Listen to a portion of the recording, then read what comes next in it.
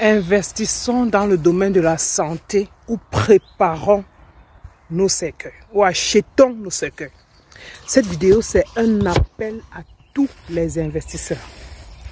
Vous savez, je trouve ça super. Investir dans l'immobilier, top, magnifique, exceptionnel.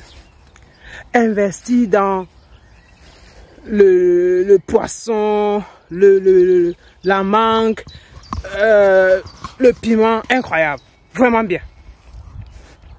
Mais la santé, si on n'investit pas dans la santé, tout cet argent-là, on va utiliser ça pour nous faire des deuils VIP. Il y a quoi? On va pleurer un temps. Après, ça va continuer.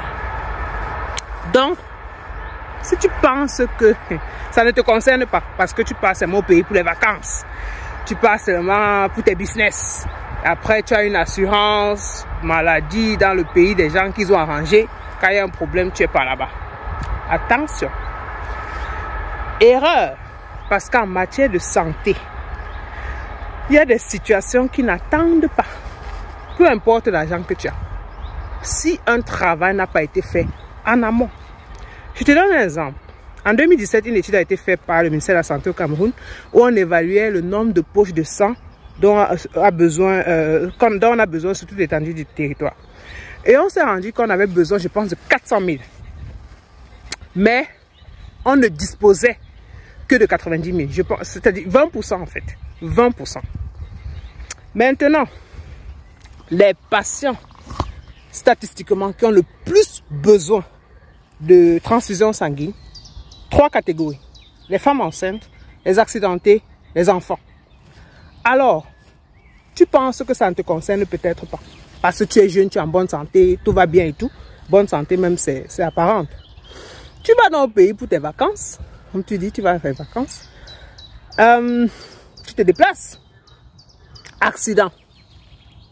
Accident. Ta femme saigne. Elle a eu une fracture ouverte du fémur, je ne sais pas trop quoi.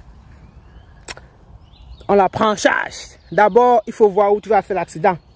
Est-ce qu'il y a un hôpital à côté où ça peut vite aller?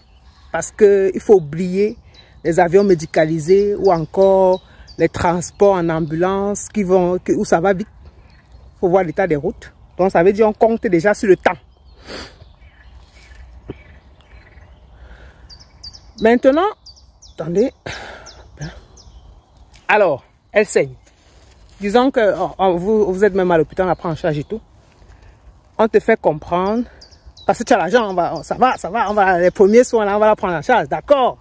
Espérons que tu arrives dans un hôpital qui a le plateau technique même. Il faut le sang. Il faut le sang. Ta femme saigne tellement qu'il faut le sang. Parce que sinon là, ses organes commencent à lâcher.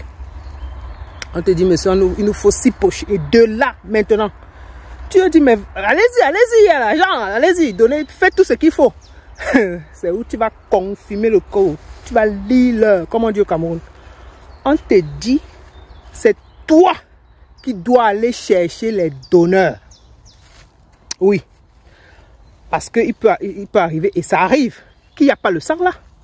Il n'y a pas. Donc même si tu as 300 000 € en poche, c'est ton problème. Tu dois aller chercher les donneurs et on joue sur le temps. Après, il y a la logistique que ton argent là ne peut pas influencer. Donc, les gars peuvent même prendre ton argent. Même si tu es prêt, tu lances l'appel sur Facebook, 1 million par donneur. Venez à tel hôpital, venez donner le sang. Les gars vont venir. Après, il faut que le sang soit compatible. Après, il faut tester les infections. Après, il faut préparer, analyser, purifier ce sang avant de le transfuser à ta femme. Il ne faut pas qu'elle porte les hépatites, le VIH et tout le reste à cause d'une transfusion sanguine. Tout ce travail doit être fait avant. Tout ce travail prend du temps parce que ça n'a pas été fait en amont, parce qu'il n'y a pas d'investissement, parce qu'il n'y a pas de fonds dans tout ça. Le temps passe. Le temps passe parce que ce temps-là, tu ne peux pas l'influencer. C'est ton problème. Hein. Si tu veux, tu es là, tu dis, mais c'est pas possible, tu vas porter plainte. Comment on peut laisser ta femme comme ça à cause du sang? Ça te regarde. On ne te gère même plus. On passe au prochain jusqu'à ce que tu es prêt. Et ta femme peut décéder. Comme cette patiente qui a eu une rupture utérine où on n'a pas pu avoir le sang à temps. Tu avais l'argent, tu ne vis pas là-bas, tu as tes investissements, tu portes gros. Il y a eu décès. Parce qu'on a oublié le domaine fondamental qui est la santé. Investir dans la santé, ça ne s'arrête bien sûr pas à l'hôpital. Donc, chers investisseurs, ça c'est un appel à vous. Là, le domaine de la santé. Et pour ça, vous n'avez même pas besoin de médecins, parce que les médecins, vraiment, ce sont de bons travailleurs, mais quand il s'agit de projets comme ça, eux, ils sont là pour soigner. Vraiment, ça sera même bien, parce que là, on pourra employer les médecins qui vont venir soigner ces patients, prendre en charge ces patients.